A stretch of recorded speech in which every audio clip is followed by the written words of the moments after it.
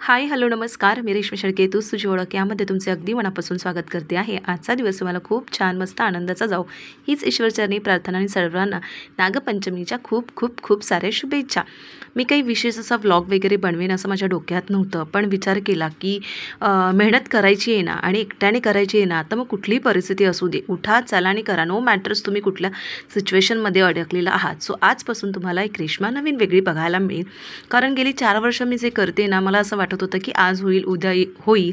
आणि कसं असतं ना, की जेव्हा आपण एकमेकांना सपोर्ट करून करत असतो ना, तेव्हा खूप गोष्टी सोप्या होऊन जातात आणि एकटं करत असतो ना, तेव्हा खूप कठीण होतं आणि वेळसुद्धा लागतो. असं नाही की नाही कंप्लीट होत, बट थोडा वेळ लागत असतो. आणि कसं मी सतत जॉब करत असल्यामुळे घरचं काम, मुलाचं काम, सगळ्या गोष्टी म्हणजे एकंदरीत ना, दुधाची पिशवी आणण्यापासून टमाटर, कांदा, बटाटा घरात काय आहे नाही ह्या सगळ्या गोष्टी करण्यापासून आणि ऑफिसमध्ये सुद्धा हेड असल्यामुळे ना, ऑपरेशन म्हणजे पूर्ण अकाउंट्सची हेड असल्यामुळे ना, सगळ्या गोष्टी बघायला लागतात. त्याच्यामुळे ना स्ट्रेस येऊन जातो आणि त्यामध्ये काय होतं ना, मी स्वतःला पूर्णपणे विसरून गेली. कधी कधी सगळेच दिवस सारखेच असतात आपल्यासाठी असं नाही. थोडा आपला फिजिकल त्रास होऊ शकतो, मानसिक त्रास होऊ शकतो किंवा इतर गोष्टींमुळे सुद्धा त्रास होतो. हालाकी मी कुठली गोष्ट तुमच्यासोबत शेअर करत नाही, पण पर्सनल गोष्टी प्रत्येकाच्या आयुष्यात काही ना काहीतरी घडत असतात. ते मी तुम्हाला न शेअर करता माझा पॉझिटिव्ह साईड काय आहे हे तुम्हाला मी नेहमी शेअर करत असते. सो चला, आज सकाळी पटकन उठली आणि म्हटली आता थांबायचं नाही आहे, जे असेल ते तुमच्यासोबत शेअर करायचं होतं. आज मला पातोळ्या बनवायच्या होत्या, पण मग त्या अगोदर मी सकाळपासून सुरुवात केली होती की थोडं सकाळी करेन आणि थोडं संध्याकाळी करेन. त्याच्यानंतर मग म्हटली आयांशी सुद्धा तयारी करायची, दीपकला सुट्टी आहे, त्याच्यामुळे पूर्ण स्वयंपाक आवरायचा नाही. आमच्या घरी आज म्हणतात ना की तवा पेटवायचा नसतो, म्हणजे तवा चुलीवरती ठेवायचा नसतो, चुलीवरती वगैरे असं करायचं नसतं. म्हणून मग मी आज विचार केला की फक्त भात आणि वाटाण्याची आमटी करायची. म्हणून मी पटकन कुकरमध्ये वाटाण्याची आमटी वगैरे करून घेतली. माझा लंचसुद्धा तोच आहे आणि दीपक आणि आयंशलासुद्धा मी तेच केलं. थोडं तिखट कमी करते, कारण आता आयंश 4 वर्षाचा होऊन गेला आहे, त्याच्यामुळे त्याला आम्ही जे खातो ना त्याची सवय लागली पाहिजे. म्हणून मग मी त्याला म्हटली की थोडं का उदे बटाटे वगैरे टाकले, जर त्याला तिखट वगैरे लागलं तर दही आहेच, तर दहीतून तू त्याला भरू शकतो. एका साईडला मी चहा ठेवली होती माझ्यासाठी आणि मला खिरीची सुद्धा तयार करायची होती. म्हणून मग मी एका साईडला ना तांदूळसुद्धा भिजत घातले होते.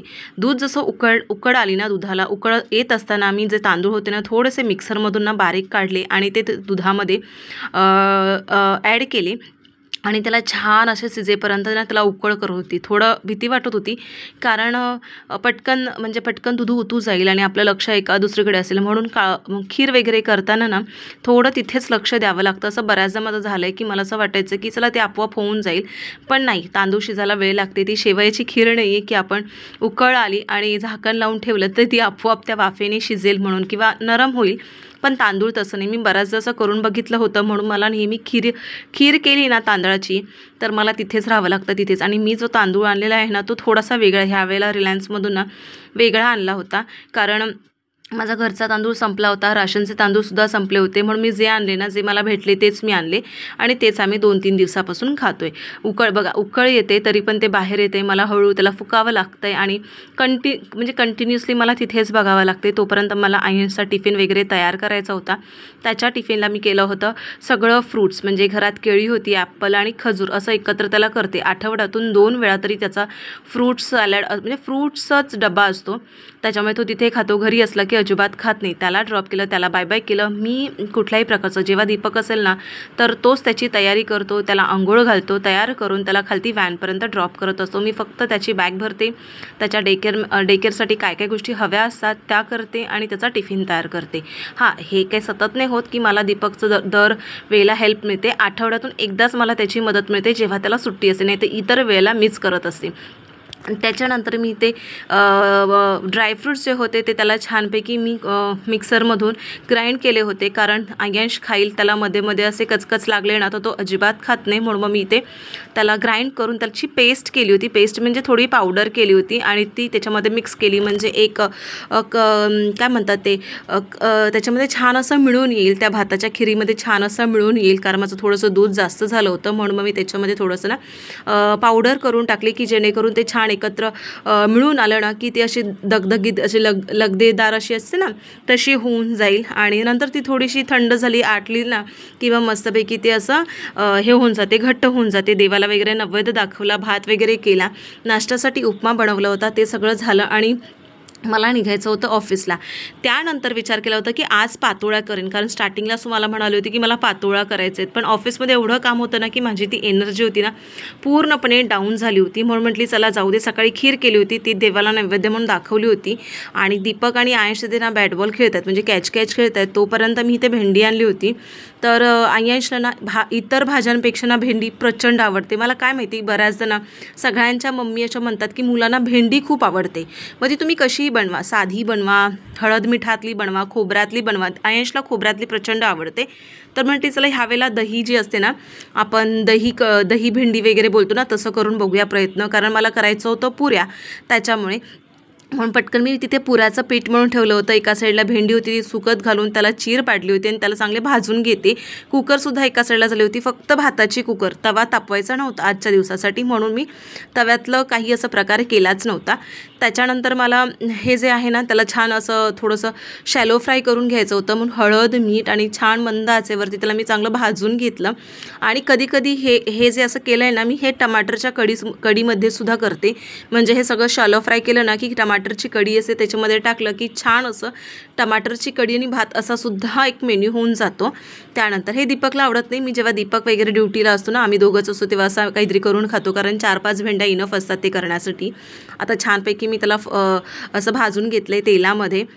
आणि तोपर्यंत मी एका साईडला ना ते दहीचं जे होतं ना सारण, ते सुद्धा मी तयार करून ठेवलं होतं. कांदा वगैरे, अद्रक लसूणची सगळी पेस्ट मी तयार करून ठेवली होती. आता वेळ आली होती फोडणीची, म्हणून मग मी आता इथे फोडणीला देते आहे. जिरं पहिले टाकलं, अद्रक आणि लसूणची पेस्ट करून त्यामध्ये भल्ला मोठा कांदा टाकले. तो छान असं शिजेपर्यंत, म्हणजे एकदम मऊसूद होईपर्यंत त्याला छान असं भाजून घ्यायचं, परतून घ्यायचं सोनेरी कलर होईपर्यंत. कधीकधी माझ्यामध्ये पेशन्स नसतात की कांदा असे भाजेपर्यंत. माझ्या भाज्या अशाच असतात, पटापट करायच्या. हां, कारण त्याच्यामागे कारणं असतात. पटापट जेव्हा दीपकच्या शिफ्ट बदलतात तेव्हा मी असं करत असते. मीठ वगैरे टाकून, हळद, तिखट, मीठ सगळं त्याच्यामध्ये मी टाकलेलं आहे. आणि छान असं सोनेरी होईपर्यंत त्याच्यामध्ये मी भाजून घेणार आहे. ह्या सगळ्या गोष्टी मी स्वतः करते, कारण मी काही शिकली नाही, किंवा हे असं दही भेंडी वगैरे माझ्या घरी म्हणजे कधी केले ना, माझ्या सासरी केले. हां, पण कधीतरी आता रोज आपण नेमकं काय बनवायचं स्वयंपाकाला असं होऊन जातं ना. त्याच्यामुळे मग यूट्यूबवरती अशा बऱ्याच साऱ्या रेसिपी येतात, बऱ्याच साऱ्या अशा भाज्या येतात ज्या आपल्याला कळत नाहीत आणि आपण ट्राय करत नाही. तर अशा कधीतरी ट्राय कराव्या की जेणेकरून चांगल्या बनतात. तर मला ही तर खूपच आवडली, त्यामुळे मी केली. म्हटली चला तुमच्यासोबत शेअर करूया. आणि ही सेकंड टाईम केली होती, ह्याच्या अगोदरसुद्धा केली होती. आणि आता त्याच्यामध्ये दही वगैरे होतं, मी ॲड करून ठेवलं. दही फाटतं म्हणून ना थोडंसं ना कमी गॅसमंद असेल ना तेव्हाच ते टाकायचं. त्याला छान उकळ येऊ द्यायची, छान शिजू द्यायचं. त्याच्यामध्ये मी अजून काय होतं, मीठ वगैरे बघितलं तर ते सुद्धा मी त्याच्यामध्ये ॲड केलं. आणि सतत ना हलवत बसते, कारण ते फाटू नये. कधी फाटतं, जेव्हा मी कढी वगैरे करते ना तेव्हा ते फाटतं, पण ठीक आहे, नंतर ते नॉर्मल झालं की ते होऊन जातं. त्याच्यानंतर मी त्याच्यामध्ये ॲड केल्या होत्या त्या भेंडी होती, ती पण मस्तपैकी अशी नरम झाली होती. आणि फक्त 5 मिनटं ठेवणार आहे, कारण त्याची आतली जी वाफ आहे ना त्या वाफेमध्येच ते शिजणार आहेत. म्हणून बघा असं छान एकत्र झालं. पुरीसोबत हे खायला उत्तम लागतं. आणि पातोळ्या न करण्याचं कारण मी हेच तुम्हाला म्हणाली की मला ऑफिसमध्ये प्रचंड काम होतं. डोक्यात अशा बऱ्याच साऱ्या गोष्टी असतात ना, त्याच्यामुळे वीक होऊन जातो. आणि मी खरंच, मला असं फील होतं की कुठे लक्ष द्यायचं, घरच्या कामात लक्ष द्यायचं, ऑफिसच्या कामात लक्ष द्यायचं, की स्वतः आपण म्हणतो ना की थोडा वेळ काढायचा, स्वतःसाठी वेळ काढायचा. अरे पण जो ज्या पद्धतीने करत असतो ना, त्याला एकदा विचारून बघा ना की तुझं थोडं काम मी हलकं करून बघतो, किंवा तुझं थोडं काम तू कमी कर, असं विचारून एकदा बघा ना, समोरच्याचं मन किती हलकं होईल. आणि ह्या गोष्टी ना सांगून करायच्या नसतात, त्या समोरून आल्या पाहिजे. आपण कितीही आंबा बोलतात ना, आंबा नॅचरली पिकलेला जो असतो ना तो एवढा छान लागतो, त्याचा गोडवा जो असतो ना तो ओरिजिनल असतो. आणि आंबा पिकटून पिकवलेला असतो ना त्याचा गोडवा तेवढासा नसतो जेवढा आपल्याला ॲक्च्युअली त्याचा जो चव असते किंवा त्याचा जो गोडवा असतो ना तो आपल्याला मिळत नाही जेव्हा पिकटून. म्हणून मी विचार केला की रेश्मा बस झालं, आता तू किती दिवस त्या गोष्टी सारखं डोक्यात घेत बसणार आहेस किंवा काय करत बसणार आहे. त्याच्यामुळे माझे आईवडील मला नेहमी म्हणतात, तुला एखादी कुठली गोष्ट करायची असेल ना तर तू अपेक्षा ठेवू नकोस कोणाकडून, तू झोक, तुला करायचं तुला भेटेल. आज ना उद्या तुझी वेळ येणार, नक्की वेळ येणार. त्याच्यामुळे हताश होऊन जाऊ नकोस, निराश होऊन जाऊ नको. ह्या सगळ्या गोष्टी जेव्हा मला वीक वाटलं ना, मी माझ्या आईला नेहमी फोन करते, पप्पांना फोन करते, ना की मी कुठली गोष्ट शेअर करत. प्रत्येकाच्या आयुष्यामध्ये फॉल डाऊन वगैरे सगळ्या गोष्टी होत असतात, पण एक बोलतात ना, आई वडिलांचा आवाज ऐकला, त्यांचे स्ट्रगल आपल्याला आठवत नाही. फक्त आपण आवाज ऐकला ना तर तेव्हा आठवतं की माझ्या आई वडिलांनी काय केलं हे माझ्या डोळ्यासमोर दिसतंय. मग मी तर माझ्या आयुष्यात तर एवढ्या गोष्टी नाही आहेत ना की एवढं ओझं आहे. त्याच्यामुळे मी बऱ्याचदा असं वडिलांना बघते की आज त्यांनी 70 गाठली तरी आज ते कुठल्या परिस्थितीमध्ये काम करतायत, काय करतायत. तेव्हा त्यांच्या आवाजातूनच मला पूर्ण त्यांचा स्ट्रगल, त्यांचं जे कष्ट आहे ना ते जाणवतात आणि तेव्हा असं वाटतं की माझं यांच्यापुढे काहीच नाही आहे. त्याच्यामुळे नो मॅटर्स तू कशात आहेस, कुठल्या सिच्युएशनमध्ये आहेस, तू पडतेस ना तर तुला करायचं आहे, बस दॅट्स इट. एवढंच मात्र मनाशी ठाम आणि पुढे करत राहा.